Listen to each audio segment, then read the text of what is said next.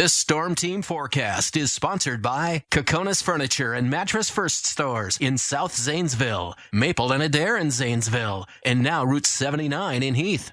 And also by Southeastern Ohio Hearing Aid Center. Because to me, your hearing matters. Ross is in for Emily tonight, and we finally did see some sunshine this afternoon, but it really didn't do much to warm the temperatures up. It was really cloudy to start anyways, but we got to see a little bit of the sunset there, and we're going to continue to see clear skies, but clouds unfortunately are going to be making their way back into the region and really just dealing with some really cold air, which is just really typical of what we would expect for the month of February. But as you can see, we have temperatures into the 40s even in Oklahoma, Denver at 25, Boise at 35. You know, it's just cold all across the states.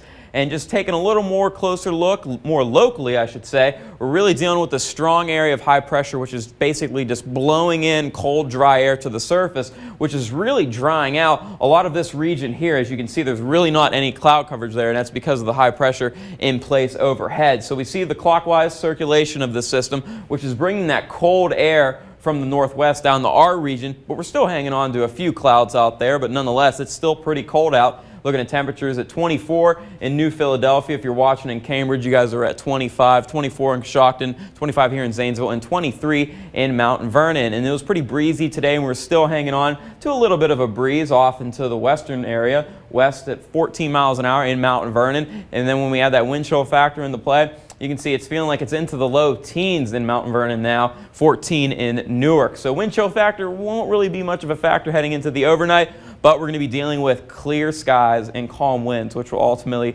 is the perfect recipe for really cold temperatures overnight. And that's what we're dealing with. Still hanging on to some clouds just north of I-70 and east of I-77, but we're going to be pretty much seeing virtually clear skies as we head into the later part of tonight, more so into the overnight, where we're going to see those temperatures bottom out. So what we have here on our futurecast for you, I threw on our temperatures here. So we'll take a look as we go into tonight. We're going to be seeing those skies clear out later tonight. We'll still see some few patchy clouds. It's not going to be completely clear. There's still going to be a little bit of cloud coverage, but temperatures will be dropping down into the upper teens in the early part of the night and into the mid-teens. I think we'll be a few degrees cooler than some of these numbers on this board, looking more so numbers into the lower teens, but nonetheless, what's a degree difference? It's still going to be brutally cold out there in the morning. And then we'll start to see temperatures near freezing, with clouds then building back into the afternoon and then later into the evening hours. And then temperatures, thanks to those clouds, won't be dropping much. So now we're going to take a look back as we have this system that's going to be coming through on Sunday, and now model run after model run, it just has been weakening and weakening. So we're really not seeing